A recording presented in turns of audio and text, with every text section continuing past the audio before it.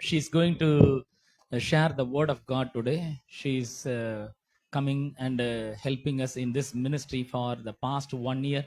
Last April 27th, when we approached her and asked her to translate for me, she gladly accepted that request, and she joyfully come and translate for me every week. So we as a family and church, we love her so much, and she's going to share the word of God today purely in Hindi, no translation today. Let us all welcome her.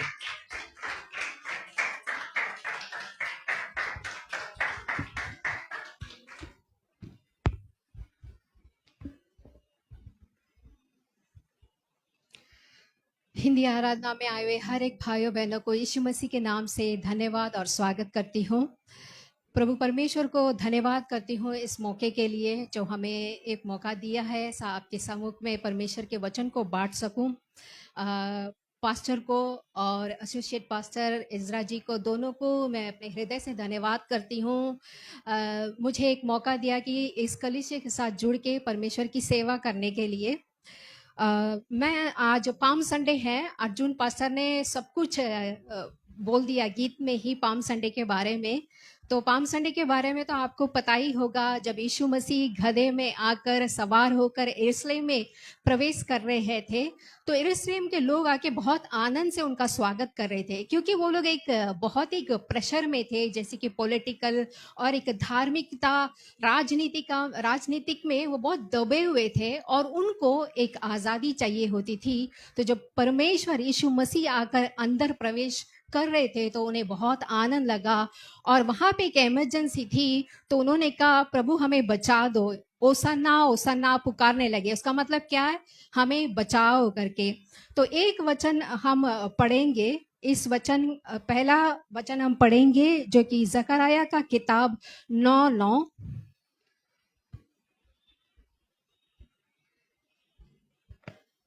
अगर आप कोई आगे mic में Bible पढ़ना चाहता भी तो पढ़ सकते हैं।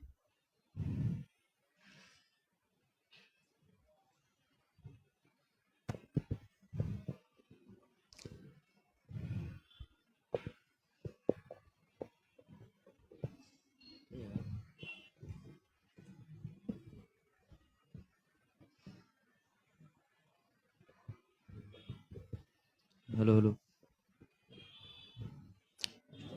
जकरयाह का किताब चैप्टर 9 वर्स 9।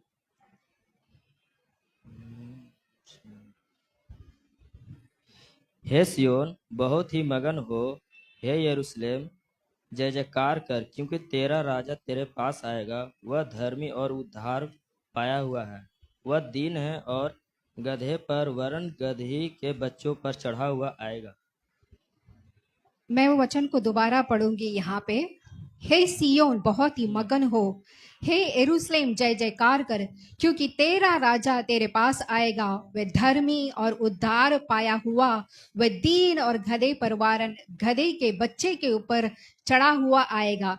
तेरा राजा को आप अंडरलाइन कर लीजिए, तेरा राजा को आप अंडरलाइन कर लीजिए। अगर आप, मैं बहुत सारे वचनों को बोलूंगी, अगर आप मेरे साथ वचन को फॉलो करोगे तो आपको ये शुभ समाचार समझ में आएगा। मैं जो आप लोग के लिए बहुत ही परमेश्वर मुझे हेल्प करे ताकि कि मैं परमेश्वर के प्रेम को आप तक पहुंचा सकूं। आज मेरा मैसेज का जो टाइटल है परमेश्वर का प्रेम, गॉड्स लव। तो ये मैं आके आपको, जैसे कि हमने बताया था, ये जो ओसन्ना आके बाइबल में 2 बार बताया गया है, जो मैथ्यू के किताब 21:9 में गया है, मार्क 11:10 में भी बोला गया है ओसन्ना माने हमें बचाओ। उसी तरह से भजन संहिता 118:25 वचन में भी ये बोला गया है, भजन दाऊद क्या बोलता है, हमें बचाओ, सेव अस करके।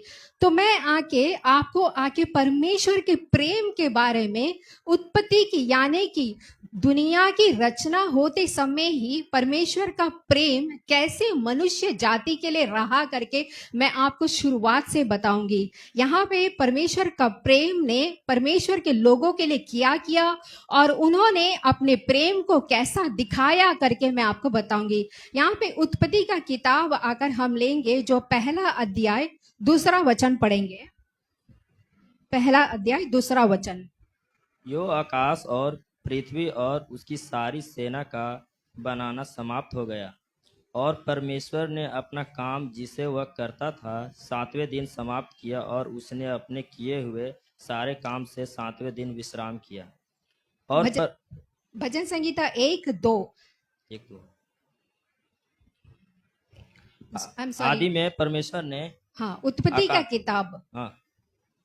आदि में परमेश्वर ने आकाश और पृथ्वी की सृष्टि की, और पृथ्वी बेडौल और सुनसान पड़ी थी, और गहरे जल के ऊपर अंधियारा था, तथा परमेश्वर का आत्मा जल के ऊपर मंडराता था। अच्छा, अभी यहाँ पे हम देख रहे हैं कि दूसरा वचन को गौर से देखिए।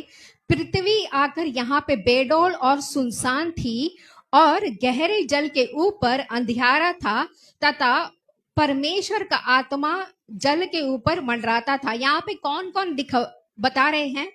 उत्पत्ति के किताब में दूसरा अध्याय में किस किस को बताया जा रहा है? कौन कौन है यहाँ पे?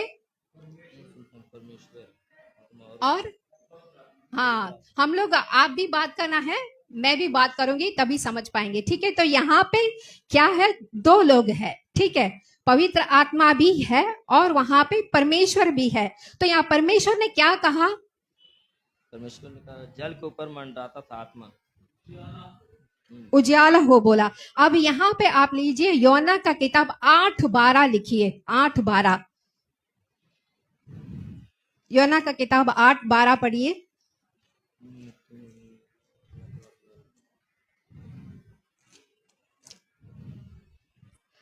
तब यीशु ने फिर लोगों से कहा, जगत की ज्योति मैं हूँ, जो मेरे पीछे हो लेगा वह अंधकार में न चलेगा, परंतु जीवन की ज्योति पाएगा। अच्छा, तो यीशु ने क्या बोला? यीशु ने क्या बोला? जगत की ज्योति पाएगा, मैं ही ज्योति हूँ। अब परमेश्वर वहां क्या बोले हैं? उजाला हो बोला। तो वहां पे कौन है? अब कौन है? हाँ, तीनों आ गए वहां पे। पहले कौन था? पवित्र आत्मा उधर है, उसके बाद आगे परमेश्वर भी है। परमेश्वर क्या बोल रहे हैं? सबसे पहले उजियाला हो बोल रहे हैं। तो सबसे पहले उजियाला को परमेश्वर ने उत्पन्न किया। तो वहां पे परमेश्वर किसको लेके आ रहे हैं? यीशु मसीह क्या बोल रहे हैं 8:12 में? वही जगत की ज्योति है।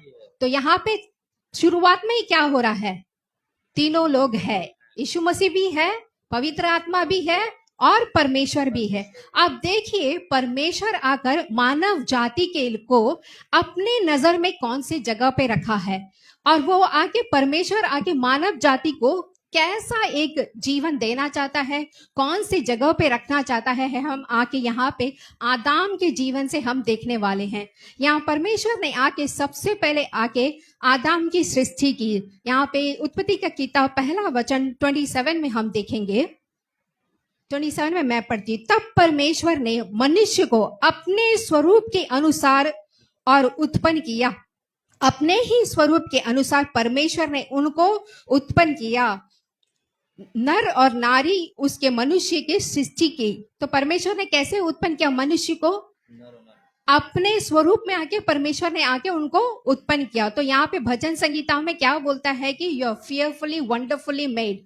तो परमेश्वर ने आपको बनाते समय ही अपने स्वरूप में, यानी कि आपको इतना आके इंपॉर्टेंस दिया है, इतना आके आपको एक पहला स्थान देके परमेश्वर ने आपको कैसा बनाया?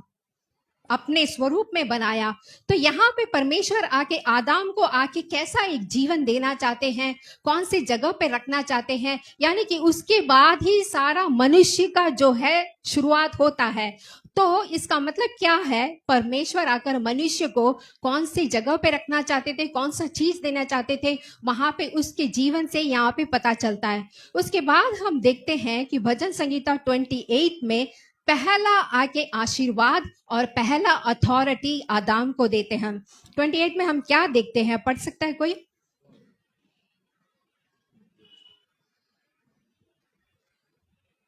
हे यहोवा, मैं तुझी को पुकारूंगा।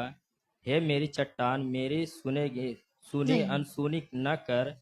ऐसा न हो कि तेरे चुप रहने में मैं कब्र में पड़े हुओं के समान हो जाऊं, तो पाताल में चले जाते। गलत पढ़ रहे हैं। उत्पत्ति का किताब भले- पहला अध्याय वर्स 28 मैं पढ़ती हूँ। और भली से परमेश्वर विचार। ने उनको आशीष दी और उनसे कहा, फूलो फलो और पृथ्वी पर भर जाओ और उसको अपने वश में कर लो, और समुद्र की मछलियां तथा आकाश की पक्षी और पृथ्वी पर रेंगने वाले सब वस्तु पर अधिकार रखो। परमेश्वर ने किस लिए बनाया मनुष्य जाति को? वहां पे रूल ओवर करने के लिए बनाया था। परमेश्वर ने कौन से उद्देश्य से बनाया था? रूल ओवर करने के लिए। वहां पे उनको आशीष, परमेश्वर की इच्छा की थी कि उनको वो आशीष देंगे, उनको वो अधिकार देंगे, सब चीज का अधिकार देंगे। लेकिन यहाँ पे आगे हम देखते हैं तो क्या होता है, हम आगे आगे देखने वाले हैं।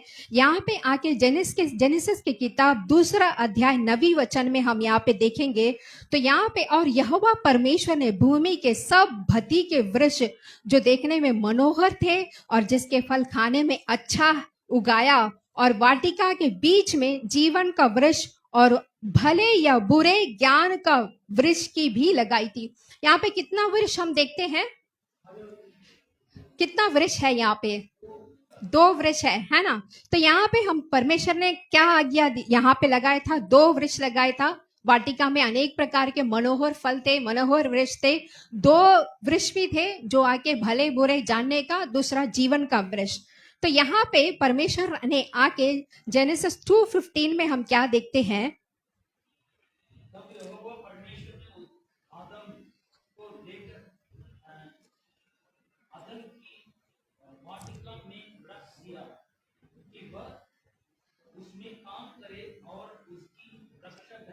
हालेलुया। यहाँ पे अगला काम आदम को क्या देता है? परमेश्वर ने वो वाटिका बनाई, वो क्या बनाया? वो गार्डन बनाया। वहां पे जाके आदम को क्या किया? इस वाटिका का रक्षा आप करो करके बोला। ठीक है, तो इधर पे देखेंगे तो आगे क्या होता है। माने पहले परमेश्वर ने आके सबको बनाया, हर एक चीज को बनाया। पहले परमेश्वर क्यों आके आदम को नहीं बनाए? बाकी चीज आके बाद में बनाना था ना? वैसा नहीं किया। परमेश्वर ने सब कुछ ऑर्डर वाइज बनाया ताकि कि आदम को वो कंफर्टेबल रहे, आदम को आके सब कुछ वो मिले। तो परमेश्वर सब ने एक एक करके बनाया, और बनाने के बाद आके वहां पे आदम को बनाने के बाद वहां पे एक वाटिका भी बनाई, और उस वाटिका में 2 वृक्ष रखे थे। यहाँ पे परमेश्वर आकर उस वृक्ष को, उस गार्डन को रक्षा करने का काम भी आके किसको देखते हैं? आदम को देखते हैं। उसके बाद आके जेनेसिस 3:1 में आता है, यहाँ पे एक हादसा होता है। यहाँ देखिए क्या बोलता है। यहोवा परमेश्वर ने जितने बैल पशु बनाए थे उन सभी में सर्प आके द्रुत था। उसने स्त्री से कहा, क्या सच है कि परमेश्वर ने कहा है तुम इस वाटिका के किसी वृक्ष को फल ना खाना करके? तो देखिए यहाँ पे शत्रु क्या बोल रहा है, क्या ये सच है कि तुम इस वृक्ष का कोई फल नहीं खाना है करके? तो देखिए शैतान आगे कितना चालाक है। इसका मतलब उसे क्या पता था कि उस वाटिका में 2 वृक्ष है, जो जीवन का भी वृक्ष है और जो भले बुरे जानने का भी वृक्ष है। तो वो क्या आके बोलता स्त्री से, क्या ये सच है कि परमेश्वर ने तुमको ये वृक्ष कोई फल तुम्हें खाने से मना किया है? उसने तब वो खुद ही आके, स्त्री आके उसको बोलती है, तमिल में बोलते हैं ना पुट वांगरद करके, तो उससे एक बात को डाल के सच्चाई उगलवाते हैं ना। तो वैसा शैतान ने आके अपना चाल यहाँ पे चला। उसने पूछा, क्या सच है कि परमेश्वर ने तुम्हें वाटिका से कोई फल खाने से मना किया है? इसका मतलब देखो, शैतान को पता था कि वाटिका में 2 वृक्ष है, एक जीवन का वृक्ष है, एक भले बुरे जानने का वृक्ष है। और शत्रु कभी नहीं जाता था कि हमें अनंत जीवन मिले। इसलिए उसने वहां पे क्या चाल चली? उसने कहा, वहां पे स्त्री को आके उसने बहकाया और उसने कहा, तुम आके निश्चय मरोगी नहीं। तब सर्प ने स्त्री से कहा, तुम निश्चय नहीं मरोगी, वारन परमेश्वर आप जानता है कि जिस दिन तुम उसका फल खाओगी उस दिन तुम्हारे आंखें खुल जाएगी और तुम भले बुरे का ज्ञान पाकर परमेश्वर के तुल्य हो जाओगे। क्या बोला? पता है आपको शत्रु आके क्यों नीचे गिरा? क्योंकि वो परमेश्वर की तुल्य बनना चाहता था, इसलिए परमेश्वर ने क्या किया, उसे धक्का मार के नीचे गिरा दिया। अब वो देखिए, अपनी सोच मनुष्य के दिमाग में डाल रहा है, जब तुम इसे खाओगी क्या होगा, परमेश्वर के तुल्य बन जाओगे। अपना सोच उसने किसके अंदर डाल दिया, दिमाग के अंदर डाल दिया। अब स्त्री ने भी क्या कहा, भली वो कमजोरी औरत क्या करी, खा गई। खाने के बाद वो फल खा ली, खा के क्या करी, अपने पति को भी दे दी। नॉर्मली क्या करते हैं पत्नियां, क्या करते, कुछ भी पकाती है तो पप्पा बाहर रहते हैं तो क्या करते हैं, ये पप्पा के लिए है, थोड़ा सा उठा के रखियो, मत खाना करके, तो उठा के रहते। वैसे ही क्या करी ये स्त्री ने, थोड़ा सा एप्पल खाया, उसको भी दे दिया, मैं भी नहीं मरूंगी, तू भी मेरे साथ मर करके। तो यहाँ पे हम देख रहे हैं, तो उसने क्या किया, वो फल तोड़ के किसको दे दिया, एवाल को दे दिया। तो आगे हम देखते हैं, जब उसने ये फल को खाया तो उसे क्या पता चल गया, उसके आंखें खुल गई, वो कपड़े नहीं पहने हैं, नंगा है करके उसे पता चल गया। अब पता चलते ही यहाँ पे क्या हुआ, माने हम देखते हैं यहाँ पे 21 में उधर पे आकर परमेश्वर आकर यहोवा, 21 पढ़ती हूँ, और यहोवा परमेश्वर ने आदाम और उसकी पत्नी के लिए चमड़े का एक आंगरेक बनाकर उनके पहना दिया। वो लोग आके जैतून के, अंजीर के पेड़ के पत्तों से अपने शर्म को ढाके थे, लेकिन यहाँ पे परमेश्वर ने क्या किया, वहां पे एक चमड़े को मार के, इसका मतलब क्या है, वहां पे एक बलि हुई है, यहाँ पे कोई जानवर का बलि हुआ है, और उसका चमड़ा को निकाल के परमेश्वर ने उनको पहनाया। देखिए परमेश्वर कितने अच्छे हैं, उन्होंने आके परमेश्वर की बात नहीं मानी। परमेश्वर ने कहा इस फल का पेड़ मत खाना, खाओगे तो मर जाओगे, लेकिन उन्होंने परमेश्वर की बात से ज्यादा किसके बात को ज्यादा मुख्यता दी, शत्रु की बात को मुख्यता दी। परमेश्वर ने नहीं कहा तूने मेरी बात नहीं मानी, मैं तुझे नहीं छोड़ूंगा। गुस्सा जरूर हुए थे, लेकिन परमेश्वर ने उन्हें हाथ नहीं छोड़ा, अपना प्यार उनसे नहीं हटाया। आदम और एवाल से क्या किया, उनका प्यार नहीं उठाया, और वहां पे उनका शर्म को आके क्या किया, परमेश्वर ने वहां पे चमड़े के कपड़े को पहना के वहां ढका था। एक और बहुत अच्छा वचन मैं पढ़ना चाहूंगी यहाँ पे, यहोवा परमेश्वर, जो कि भजन संहिता चैप्टर 3 वर्स 10 पढ़ेंगे। उसने कहा मैं तेरे शब्द बारी में सुनकर डर गया था। यहाँ पे क्या बोलता है, मनुष्य क्या बोलता है, डर गया था, क्योंकि उसे पता चल गया था, उसे ज्ञान आ गया था, वो डर गया था। लेकिन यहाँ पे परमेश्वर आके, आप जब आकर मैथ्यू के किताब चैप्टर 12 वर्स 15 में आप देखोगे तो वहां पे एक राजा आके गधे में सवार होके आ रहा है, वो कह रहा है मत डर करके। यहाँ पे इसके बाद हमने देखा था कि आके यही चैप्टर 3 उत्पत्ति के किताब में, वहां पे 24 वर्स में, इसीलिए आदाम को उसने निकाल दिया और जीवन के वृक्ष के मार्ग के पहरा देने के लिए आदाम के वाटिका के पूर्व की ओर केरबान और चारों ओर धूमने वाली ज्वाला तलवार को भी नियुक्त कर दिया। तो यहाँ पे इससे पहले वाटिका का रक्षा कौन करता था, वाटिका का रक्षा कौन करता था, अब कौन कर रहा है, अब कौन कर रहा है, केरोबेन, जो एक स्वर्ग दूत है। तो देखिए परमेश्वर ने दो, कैसा कोई भेदभाव रखा है यहाँ पे। अब आदाम की जगह को किसने ले लिया, स्वर्गदूत ने रखा। तो मैं आपको क्या समझाने की कोशिश कर रही हूँ कि परमेश्वर का प्रेम आकर कैसे उत्तम से उत्तम चीज आके आदाम को आके दे रहा था। Hallelujah, hallelujah. पहला हमने देखा था कि आदाम के जीवन से परमेश्वर आकर अपने बच्चों को उत्तम चीजें देना चाहता है।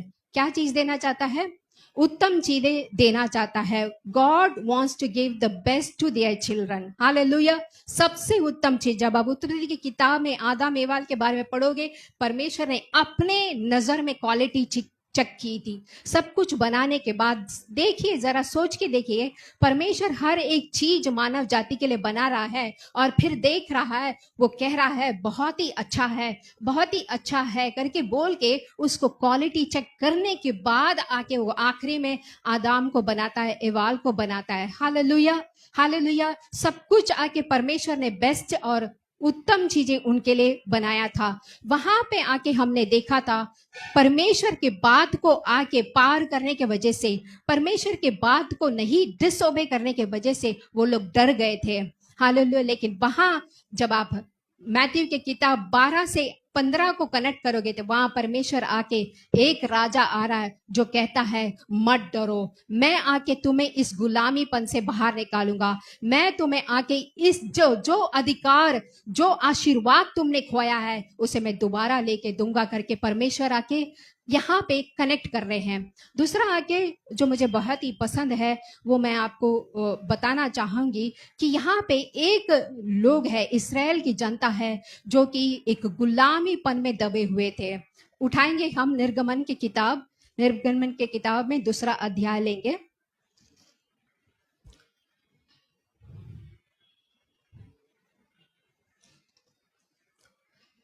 2:25 में हम देखेंगे वहां पे क्या लिखा है, और परमेश्वर ने इस्राएल पे दृष्टि करके उन पर चिंता किया। यहाँ पे इस्राएल के जनता क्या थे, एक गुलामीपन में थे। अब इस्राएल का जनता आके परमेश्वर को देख के यहाँ पे रो रहा था, वहां पे आके परमेश्वर को पुकार रहा था। तो यहाँ पे हम 3:7 में जब हम देखेंगे तो फिर यहोवा ने कहा, मैंने अपनी प्रजा के लोगों जो मिस्र में हैं उनके दुख को निश्चय देखा है। मेरे प्यारे भाइयों बहनों, आप किसी प्रकार के दुख में भी हो, परमेश्वर आपके दुख को निश्चय देखेगा। यहाँ पे परमेश्वर कहते हैं मैंने उनके दुख को निश्चय देखा है, और उनकी जो चिल्लाहट है परिश्रम के कारण होता है उसको भी मैंने सुना है, और उसकी पीढ़ी पर में से चिता लगाया है। इसलिए अब मैं उतर आया हूं। क्या आया हूं? परमेश्वर उतर के आ रहे हैं उनको मदद करने के लिए, उनको गुलामीपन के निकालने के लिए। इस अभी आकर पाप के गुलाम में हर चीजों में लोग आके जकड़े हुए होंगे, लेकिन परमेश्वर यहाँ पे इस्राएल जनता के लिए क्या कहता है, मैं आकर उतर आया हूं कि उन्हें मिस्रियों के वश से छुड़ाकर और उसे देश से निकालकर एक अच्छे और बड़े देश में जिसमें दूध और मधु की धाराएं बहते हैं। परमेश्वर कहाँ, अब ये लोग कहाँ पे, मिस्र देश में गुलाम बन के थे, लेकिन परमेश्वर क्या चाहता है, उनको लेके जाके एक अच्छे और एक बड़े जिसमें आके दूध और आके शहद बहता है उस जगह पे वहां पे लेके जाना चाहता है। इसके लिए परमेश्वर जाके किसको आके पास पहुंचते हैं? किसी को कोई आइडिया है किसका सहारा लेते हैं, किसका मदद, किसको जाके पकड़ते हैं? हाँ, मूसा को जाके पकड़ते हैं। वो कहते हैं मूसा देख मेरे जनता यहाँ पे मुश्किल उठा रहे, अब इसको आके तेरे जरिए आके इसको मिस्र देश से इसको बाहर लेके आना है के। लेकिन मूसा आगे क्या करता है, मूसा आगे क्या करता है, बहुत सारे एक्सक्यूजे बोलता है, बहुत बोलता है, मैं क्या करूं, मैं धीरे बोलता हूं, मैं ठीक से बोल नहीं पाता हूं, ऐसे कई प्रकार के एक्सक्यूज बोलता है। परमेश्वर देखो, परमेश्वर मूसा के बाद उसका लीडरशिप रोल कौन लेने वाला था? जोशुआ लेने वाला था, लेकिन परमेश्वर अपने दिल को नहीं बदला। वो चाहते तो मूसा को छोड़ के जोशुआ के पास जाते थे, लेकिन परमेश्वर एक बात को ठान लेते ना, वो उसमें से हटते नहीं है। परमेश्वर ने मूसा को कन्विंस करने लग गया, क्या कहा, कन्विंस करने लगा, उसके दिमाग को बदलने लगा। मेरे बच्चों के लिए तू जाना है, मेरे बच्चों के लिए छुड़ाना है, मैं तेरे साथ रहूंगा करके क्या बोलते हैं यहाँ पे, इस्राएल जनता के लिए बेस्ट करने के लिए परमेश्वर एक अच्छी बड़ी जगह पे लेके जाने के लिए परमेश्वर आगे क्या करते हैं, वहां पे मूसा के साथ यहाँ पे बात करते हैं। मूसा के बाद ताकि कि उनको आकर उनकी वो गुलामीपन से निकाल कर उन्हें आके एक अच्छे बड़े और अच्छे जगह पे लेके जाके जहाँ पे दूध और शहद बहता है वहां लेके जाने के लिए परमेश्वर वहां पे काम करने लगे। वैसा ही आप जोशुआ की किताब में देखेंगे तो जोशुआ के साथ परमेश्वर एक डीलिंग करते हैं। अब मेरा मूसा आके मेरा दास मूसा नहीं रहा, मैं जैसा मूसा के साथ था वैसे तेरे साथ रहूंगा और मैं तुझे सब कुछ दूंगा। पहला अध्याय में आप देखेंगे तो जो जो देना है सब दूंगा बोल रहे। देखिए बच्चे, परमेश्वर के बच्चे उनकी नजर में कितने अनमोल है। तो परमेश्वर यहाँ पे डीलिंग बात कर रहे हैं, मैं तुम्हें सब कुछ दूंगा, तुम्हें जो जो चाहिए मैं तुम्हें सब कुछ दूंगा, और लेकिन तू डरना नहीं। वहां पे उसको एंकरेज करते हैं, उसको मोटिवेट करते हैं। हमारे परमेश्वर आकर हमको एंकरेज करते हैं, हमें मोटिवेट करते हैं, हमें आके हौसला देते, तू ये कर। एक बात आपको बताना चाहूंगी, अगर कुछ भी नेगेटिव चीजें आपके पास आ रही है, आप वो आके परमेश्वर की ओर से नहीं आती है। और कुछ भी पॉजिटिव चीज आती है और उसके लिए आपको कुछ आके पीछे से नेगेटिव चीज आ रहा है, तो आप इस आवाज को अच्छी तरह से पहचानना, क्योंकि कभी भी परमेश्वर हमको डीमोटिवेट नहीं करता है। हमें हमेशा हमें एंकरेज करता है, हमें मोटिवेट करता है, जीवन में आगे बढ़ने के लिए हमें हौसला देता है। इसी तरह से आके जोशुआ को परमेश्वर आकर हौसला देते हैं, कहते हैं मत डर, मैं तेरे साथ रहूंगा, तुझे जो कुछ चाहिए ये सब कुछ मैं दूंगा। लेकिन अब मूसा की जगह पे तू रह के मेरे संतानों को मैं जो चीज देना चाहता हूँ, मैं जो जगह देना चाहता हूँ, वो बड़ा जगह, वो दूध से शहद से बहने वाला वो जगह पे तू लेके जाना है करके किसके पास बात करते हैं, डीलिंग करते हैं, जोशुआ के पास डीलिंग करते हैं। तो परमेश्वर देखिए शुरुआत से ही परमेश्वर के संतानों को, बच्चों को क्या एक उद्देश्य बनाया कि वो उनको बेस्ट दें, हर चीज में बेस्ट, हर चीज में आपको इस दुनिया में भी हर चीज में बेस्ट रहना है, हर चीज में ऊपर रहना है, आपको हर चीज में आगे रहना है। परिवार में मुश्किल है, कुछ भी तकलीफ है, यहाँ पे कैसे मूसा ने कहा, परमेश्वर ने कहा था मैं उतर आऊंगा, वो सही समय पे परमेश्वर आकर आपको उस गुलामीपन से, जिस चीज में गुलामी हो उस चीज से परमेश्वर आपको बाहर निकालेंगे। पुराने नियम से एक और आपको मैं बताना चाहूंगी जो मेरा बहुत बहुत फेवरेट है, और मैं हमेशा इसको सोच सोच के परमेश्वर की दया को, परमेश्वर की प्रेम को आके मैं हमेशा उसको एडमायर करती हूँ, जो कि योना का किताब यहाँ पे हम ले देखेंगे। पुराने नियम से एक और हम देखेंगे जो कि योना का किताब, और पहला अध्याय लेंगे, दूसरा वचन कोई पढ़ेंगे।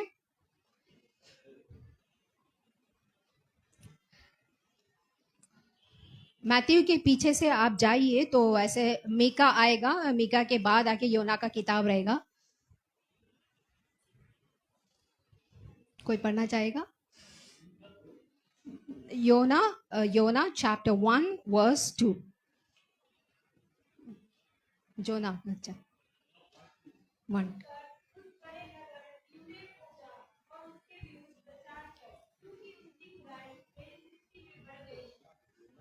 आमीन। तो यहाँ पे परमेश्वर आके योना को एक टास्क दे रहा है, वो कह रहा है उठकर उस बड़े नगर को निनेवे को जा और उसके विरोध प्रचार कर, क्योंकि उसकी बुराई मेरे दृष्टि में बहुत बहुत क्या है, बढ़ गई है। अब यहाँ पे निनेवा क्या करने लग गया, बहुत पाप करने लग गया, इतना पाप करने लग गया कि परमेश्वर की दृष्टि में क्या हो गया, बहुत बड़ा हो गया।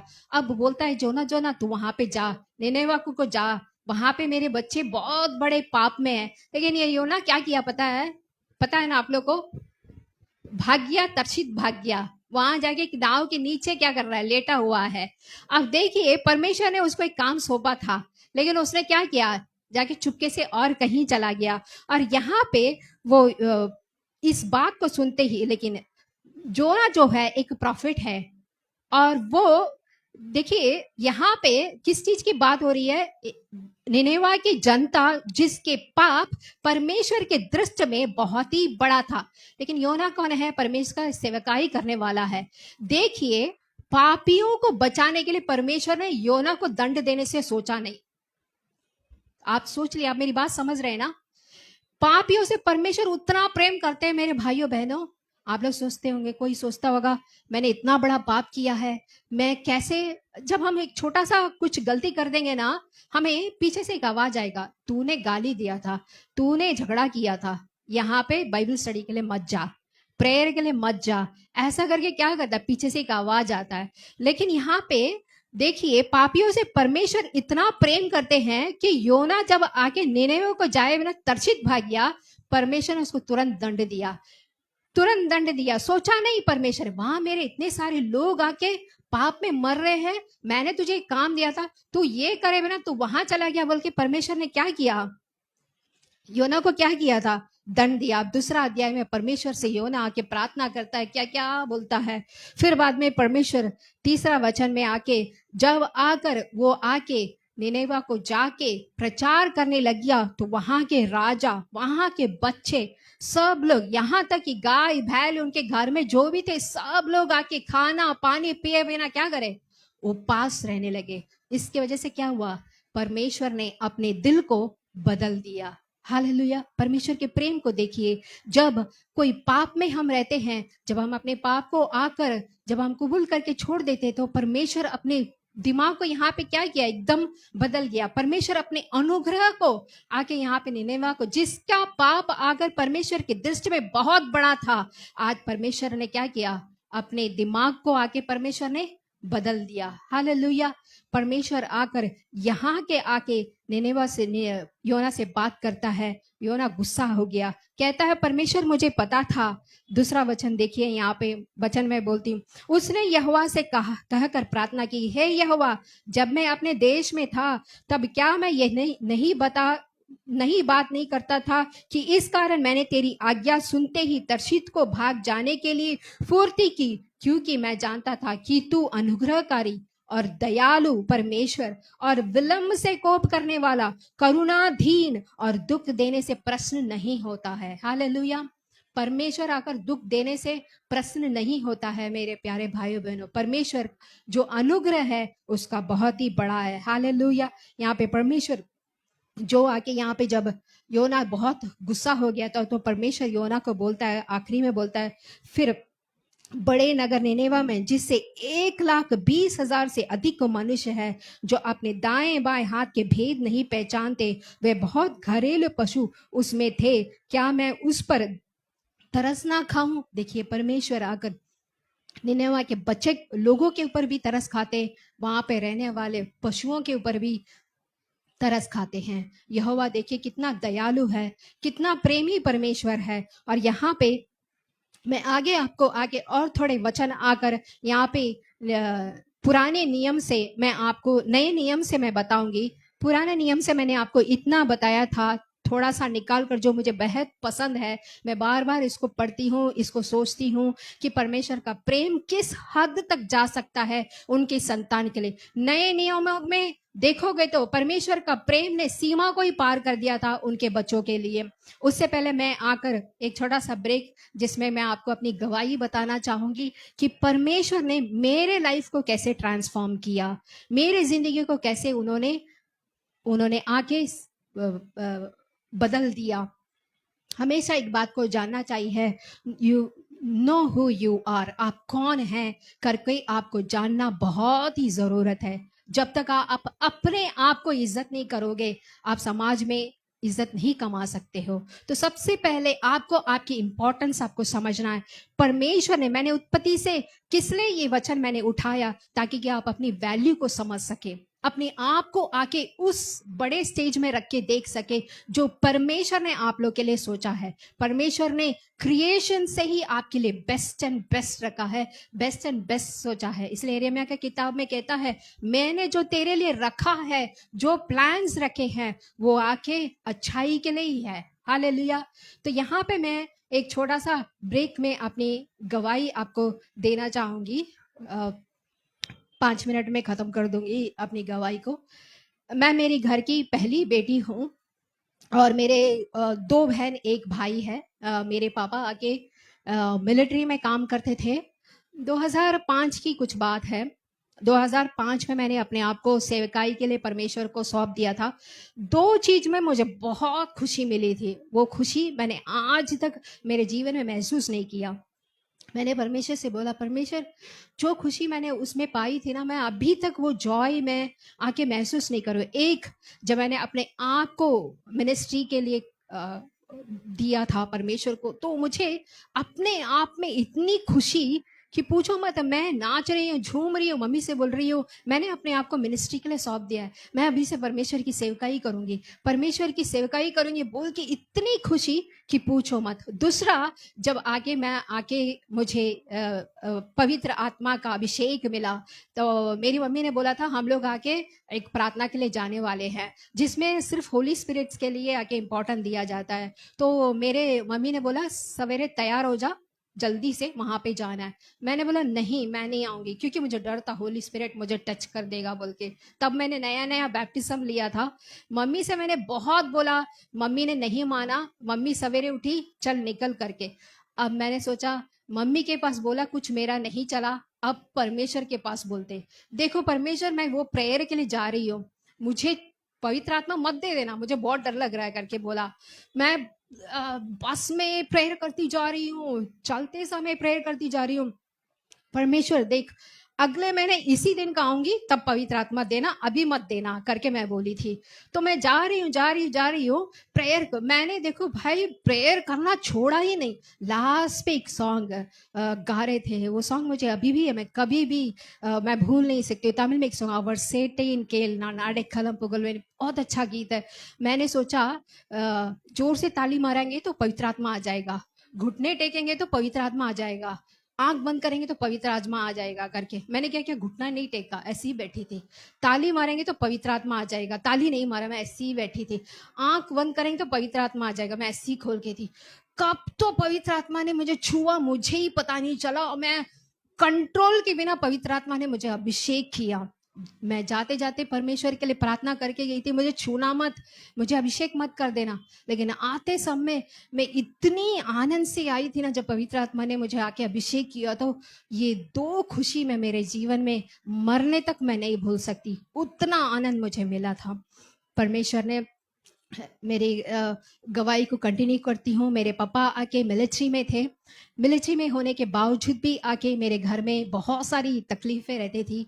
मेरे पापा से आके महीना में ठीक तरह से सैलरी नहीं भेजा जाता था, तो मेरे पापा कभी कभी 3 महीने में एक बार, 6 महीने में एक बार ऐसे ही सैलरी भेजते थे। तो घर में बहुत मुश्किल रहती थी, बहुत मुश्किल रहती थी।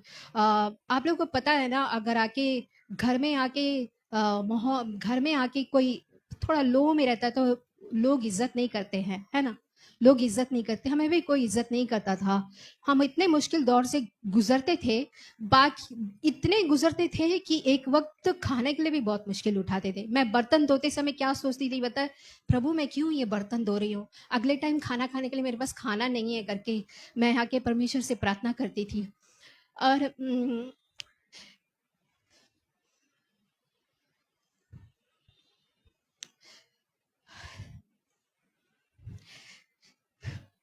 तब मेरे घर में जो कुछ पुरानी पुरानी चीजें थी, तो मेरी बीच वाली बहन लेके जाके उसको, जो किराने की दुकान में जो डालते हैं ना, जो पुराने सामान डालते हैं ना, उसको डालकर मेरी बहन ने हमने सवेरे से कुछ नहीं खाया था, 4 बज गए थे, 4 बजे तक मेरे मम्मी और दोनों बहन नीचे सो रहे थे, मैं बेड में सो रही थी, मुझे भूख में नींद नहीं आ रहा था। और मुझे आके मेरे बहन, जो सब लोग जो भूखे सो रहे थे, वो लोग अच्छे भूख में सो रहे थे, और मैं रो रही थी परमेश्वर के पास, परमेश्वर मुझे भूख में नींद नहीं आ रहा है करके, लेकिन मेरे घर वाले सो रहे हैं करके। तब आकर यहाँ पे, तो मेरी घर में जो भी पुराना चीज था उसको लेके जाके मेरी बीच वाली बहन, हम सब लोग शर्माते थे, पर मेरी मेरी बीच वाली बहन किसी में शर्माती थी नहीं थी। बोले मम्मी जो मैं लेके आती हूँ बोल के वो पुराना चीज को लेके डालकर उसने आके 1 केजी चावल और 1 करेला लेके आया। मेरी मम्मी ने 1 केजी चावल को पका के करेले का सब्जी बनाई। हमें उस भूख में वो करेले का सब्जी भी इतना मीठा लगा, और हम लोग कड़वे को इतना आनंद से खा रहे थे।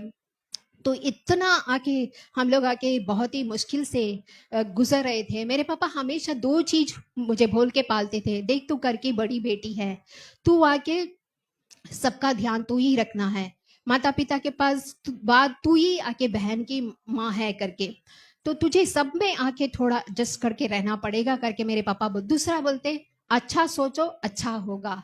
मेरे पापा बोलते अच्छा सोचो अच्छा होगा, कभी भी किसी का बुरा मत सोचना, तुम अच्छा सोचोगे तो तुम्हारे परमेश्वर अच्छा ही करेगा। ये 2 चीज मेरे पापा हमेशा अच्छा सिखाते थे।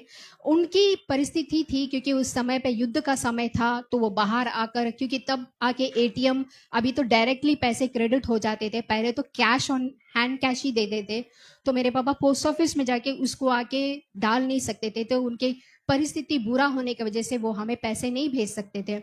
मैंने 10th पढ़ा, उसके बाद आके मेरे छुट्टियों में मैंने आके काम जाना शुरू किया।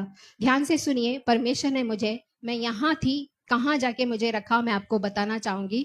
मैंने सोचा प्रभु 5 लोग मुश्किल उठाने के लिए, 1 लोग मुश्किल, 5 लोग अच्छे रहने के लिए एक लोग मुश्किल उठाने में कोई गलती नहीं है करके हमने क्या किया, हमने आके अपनी छुट्टियों में काम को गए। कहाँ गए? यहाँ आवड़ी में जय एक्सपोर्ट है, पता नहीं, शायद पास्टर को पता होगा। यहाँ पे जय एक्सपोर्ट है, वहां पे मैं काम करती थी। मेरे पगार कितना था पता है? 1,000 रुपए। और बस टिकट का पैसा आके 100 रुपए मिलता था। मेरे मम्मी 6 रुपए मुझे दे दी थी, जाने के लिए 3 रुपए, आने के लिए 3 रुपए। एक दिन क्या किया, बहुत टायर्ड में मैं गलत बस में बैठ गई। गलत बस में बैठने के बाद और कहीं लेके जाके वहां से उतरी।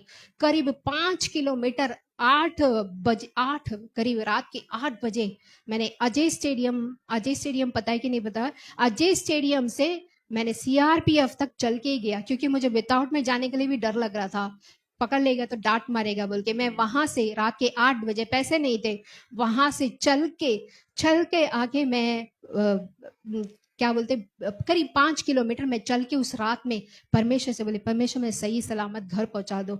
झुका हुआ सिर मैंने सीधा नहीं किया, सीधा चलती गई। परमेश्वर का प्रार्थना, सब मुझे डांटने लगे तब, क्योंकि वहां का जो कि डिफेंस एरिया है, बहुत जंगल से रहता है, और सब डांटने लगे तो क्यों ऐसे आए। लेकिन परमेश्वर उस दिन मुझे संभाल के घर लेके आए थे। मेरा सैलरी आगे 1,000 रहता था, वो 1,000 भी तब में हमारे जीवन में बहुत बड़ा था। और 100 रुपए के लिए मैं आके लाइन पे खड़ी रहती थी। वो 100 रुपए वो जो टिकट का पैसा, उसको रिडीम करने के बाद मैं उसको लेके सब्जी लेके घर जाती थी। वैसा मैंने आके, मेरे दिल में एक जुनून सा हो गया, क्योंकि जैसे मैंने आपको बोला था, जब आप गरीबी में रहते हैं तो लोग आपको इज्जत नहीं करते हैं। मेरे दिल में एक जुनून सा हो गया कि कैसे भी हार्ड वर्क करके मेरे परिवार को ऊंचे जगह पे लेके आ जाना है करके, कैसे भी हार्ड। मैं रात को काम करती थी, दिन को काम करती थी। वहां पे ऐसा मैं काम करती थी, मिशन के जैसे मैं काम करती थी, बहुत हार्ड वर्क करती थी। मेरे परिवार को कैसे भी एक इज्जत जगह पे लेके आना है, एक अच्छी जगह पे लेके आना है करके बहुत मेहनत करती थी। और उसके बाद आके मैंने आकर एक अकाउंट, माने एक एसटीडी बूथ में अकाउंट संभालना है, वहां पे मैंने काम किया, जहां पे मेरी सैलरी 750 थी। तो मेरी मम्मी क्या करती थी, वहां पे आके सामान लेती थी, और सामान लेने के बाद आके वो भैया क्या करते थे, सब कुछ आके बाकी करने के बाद 750, तेरी माँ ने आके 700 रुपए का सामान लिया था, 700 रुपए में काटता हूँ, मेरे हाथ में 50 रुपए और एक बिस्किट पैकेट पकड़ा देते थे। 31st को यही मेरी सैलरी होती थी, मैं 50 रुपए और एक बिस्किट पैकेट लेके घर आती थी। आते समय मेरा दिल बहुत टूटा हुआ सा मैं आती थी। फिर परमेश्वर ने मुझे लेके गए, एयरटेल में लेके गए थे, जहां पे मैं आके एक सेल्स एग्जीक्यूटिव में परमेश्वर ने मुझे चलाया। उसके बाद आके परमेश्वर ने मुझे आईसीआईसीआई बैंक लेके गए। उसके बाद आके परमेश्वर ने मुझे डोमेस्टिक से मुझे इंटरनेशनल लेके गए, जहां पे मैं सीमैक टेक्नोलॉजी में काम करती थी, यानी कि यूएस कस्टमर के लिए, यूएस क्लाइंट के लिए मैं काम करती थी। उसके बाद आके परमेश्वर ने आके मुझे और एक कदम आके लेके गया, और भी आके मैंने यूएस क्लाइंट के लिए मैं आके काम करती गई, स्काईवे इन्फोटेक, ऐसे 2-3 कंपनियों के लिए मैंने काम किया। उसके बाद परमेश्वर ने मुझे लेके गए कि लाइका ग्रुप पे, जहाँ पे मैं आकर एक टीम लीडर थी, जहाँ पे एक टीम को मैं मैनेज करती थी। मुझे परमेश्वर ने एक दर्शन दिया था 2005 में, तू आके विदेश लंदन को जाएगी करके।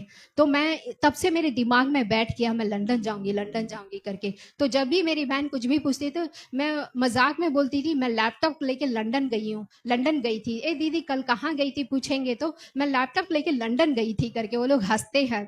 और ऐसा ही मैं बोलती थी। लेकिन जब मैंने सेवकाई को अपने लिए मैंने कमिट किया, उसके बाद मैंने वो ख्याल छोड़ दिया, विदेश जाने का ख्याल छोड़ दिया।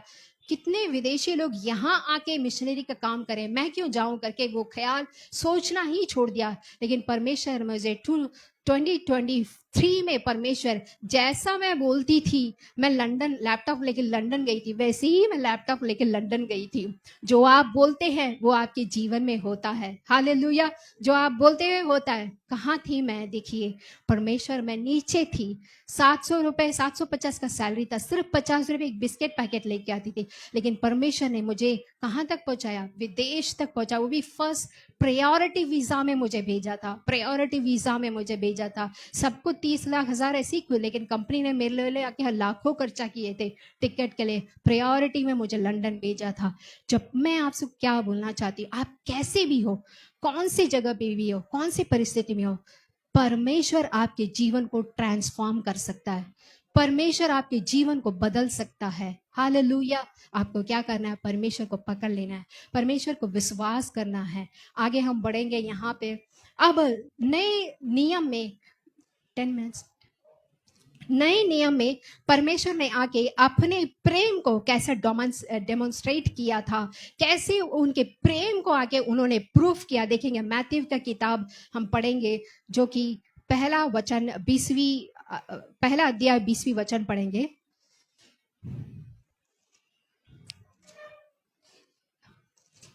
पहला अध्याय, यहाँ पे भी आप गौर से समझेंगे तो तब आपको पता चलेगा। पहला अध्याय 20वीं वचन में आप देखिए, मैं पढ़ूं? ठीक है, मैं पढ़ती हूँ। जब वे इन बातों को सोच ही में थे तो प्रभु के स्वर्गदूत उसे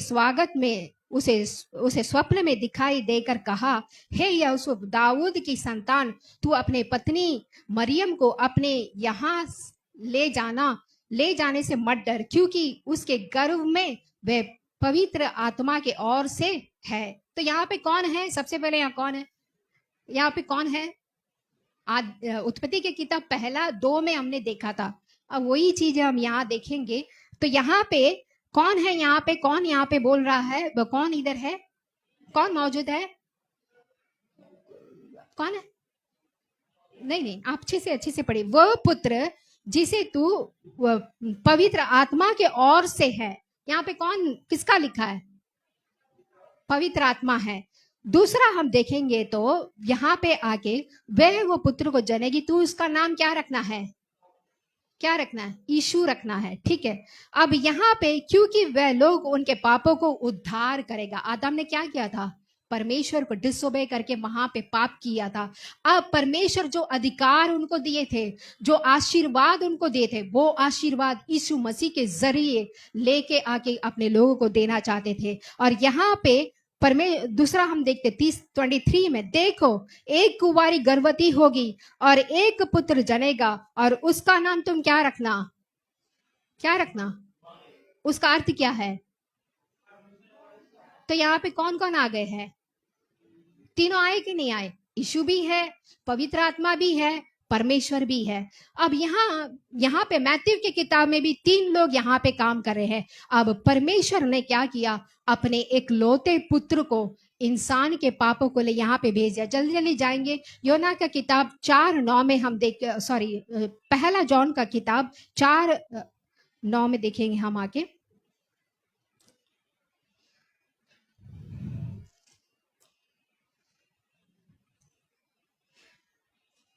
मैं पढ़ती हूँ। जो प्रेम परमेश्वर ने हमसे रखा था वह इस प्रकार प्रकट हुआ कि परमेश्वर ने अपने एक लौते पुत्र को जगत में भेजा कि वह उसके द्वारा जीवन जिए। प्रेम इस प्रकार नहीं कि हमने परमेश्वर से प्रेम किया है, पर इसमें से है कि इसने हमसे प्रेम किया है और हमारे पापों को प्रायश्चित के लिए अपने पुत्र को भेजा। परमेश्वर ने क्या किया? अपने हमारे पापों के प्रायश्चित के लिए किसको भेजा? यीशु मसीह को यहाँ पे भेज दिया, ताकि कि उस खोए आदम और एवाल के जरिए जो अधिकार हमने खोया है, ताकि कि हम आकर उसको वापस प्राप्त करें। यहाँ पे योहान का किताब आके 15 अध्याय 9 वचन पढ़ेंगे। जॉन 15:9।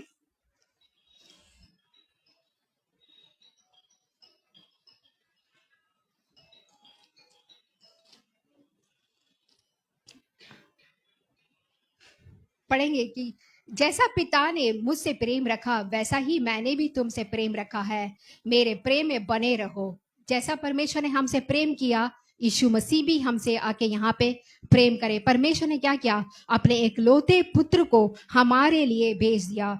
जॉन का किताब हम यहाँ पे 10:28 पढ़ेंगे। बहुत अच्छा वचन है ये 10:28। अगर वचन को फॉलो करेंगे तो परमेश्वर का प्रेम आपको समझ में आएगा। 10:28 यहाँ पे लिखा है, और मैंने जीवन देता हूं, वे कभी नष्ट ना होंगे और कोई उन्हें मेरे हाथों से छीन ना लेगा। मेरा पिता जिसे उन्होंने मुझको दिया है सबसे बड़ा है। आप लोग कितने हैं? सबसे बड़े हैं, सबसे बहुमूल्य है, और कोई उन्हें मेरे पिता के हाथ से छीन नहीं सकता। आप लोग को कोई भी आके परमेश्वर के हाथ से उस दिन आके शत्रु ने आके एवाल के जरिए एक प्लान रची थी कि उस अधिकार को ले लेंगे, उस आशीर्वाद को ले लेंगे और उनको आके वो क्या करेंगे, मरने के लिए डाल देंगे करके। लेकिन यीशु मसीह ने क्या किया, इस जीवन को आके उनको आके क्या किया, यीशु मसीह के जरिए उनको मिला। एफिशियन के किताब में जब पहले अध्याय पे आप देखेंगे तो वहां पे पहला वचन में हम देखेंगे, बस खत्म होने वाला है,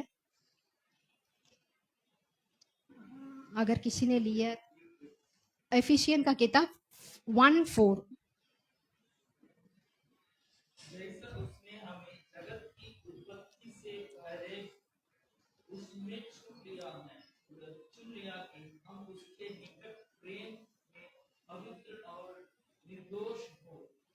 आमीन। परमेश्वर ने आके हमने क्या किया, जब आप एफिशियन 1 चैप्टर 1:4 से लेके 7 तक पढ़ेंगे तो परमेश्वर ने हमें क्या किया, चुन लिया। इसलिए ईसाया 43 में कहता, मैंने तुम्हें नाम लेके पुकारा है और मैंने तुम्हें चुन लिया है। दूसरा क्या कहता है, परमेश्वर ने आपको अपने संतान के रूप में अडॉप्ट किया है, जो कि 1:5 में, एफिशियन 1:5 में है।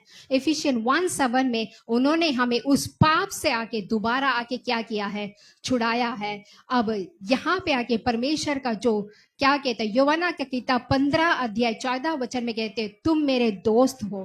परमेश्वर आपको क्या कहते हैं, तुम मेरे दोस्त हो। दोस्त लोग के साथ आप सब कुछ शेयर करते हैं ना, परमेश्वर कहते हैं तुम मेरे दोस्त हो। एक और अब परमेश्वर देखिए वहां पे कौन था, मूसा के जमा वहां पे गुलामी में थे, लेकिन यहाँ पे 2 कोरिन्थियन 6:18 में देखिए, 2 कोरिन्थियन 6:18 बस खत्म होने वाला है।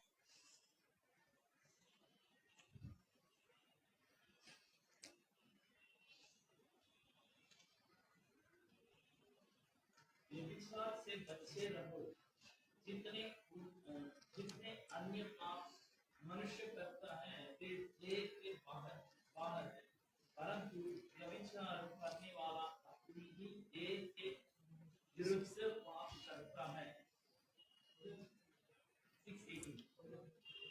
2 कोरिन्थियन 6:18 2 कोरिन्थियन 6:18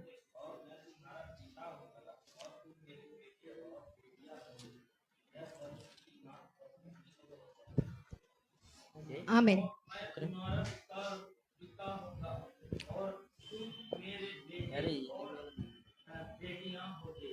यह सर्वशक्तिमान प्रभु परमेश्वर का वचन है। देखिए गुलामीपन से कैसे परमेश्वर ने यीशु मसीह के जरिए आपको आके वो अधिकार दिया कि और तुम्हारा पिता होगा, तुम मेरे बेटे होगे और बेटियां होगी। ये सर्वशक्तिमान परमेश्वर का वचन है। पहले परमेश्वर ने आपको चूज किया, फिर परमेश्वर ने बोला तुम मेरे दोस्त हो। अब परमेश्वर ने कह दिया कि तुम मेरे बेटे हो, मेरी बेटी हो। अब परमेश्वर क्या बोलते देखते, 1 पीटर 2:9 1 पीटर 2:9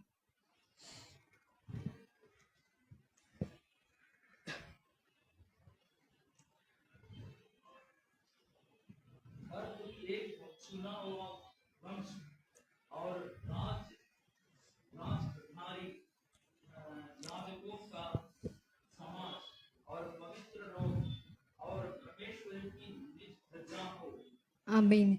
यहाँ पे देखिए परमेश्वर ने आपको कौन सा दर्जा दिया है, इसे आप कभी भी मत बोलेगा। बट इंग्लिश में एक पढ़ना चाहूंगी, बहुत अच्छा लगता है मुझे।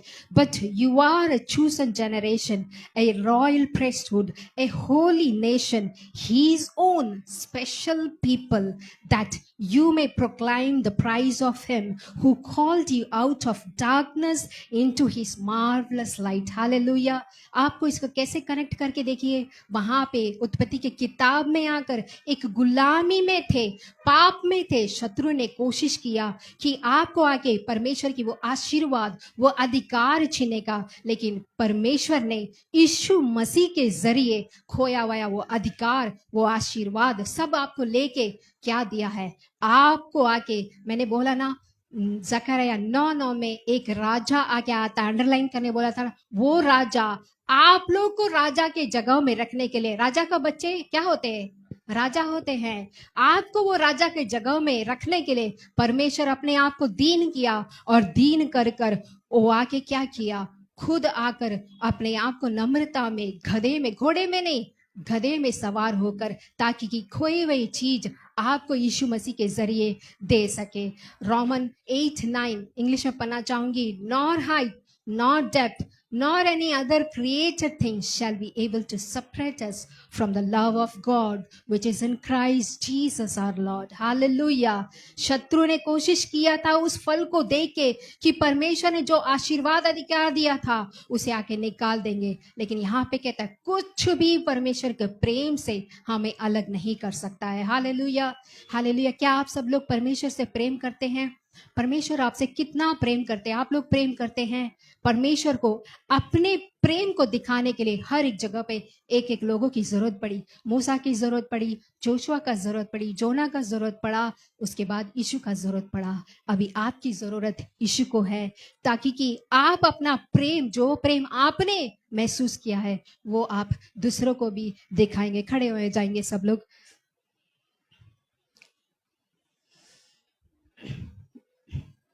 पास्टर के हाथ पे सौंपने वाली हूँ।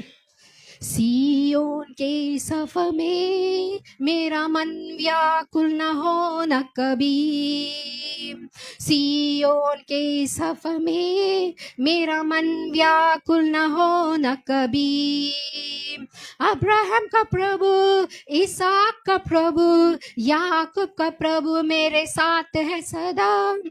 अब्राहम का प्रभु, इसहाक का प्रभु, याकूब का प्रभु मेरे साथ है सदा। ताली हो जाएंगे। सियोन के सफर में मेरा मन व्याकुल न हो न कभी।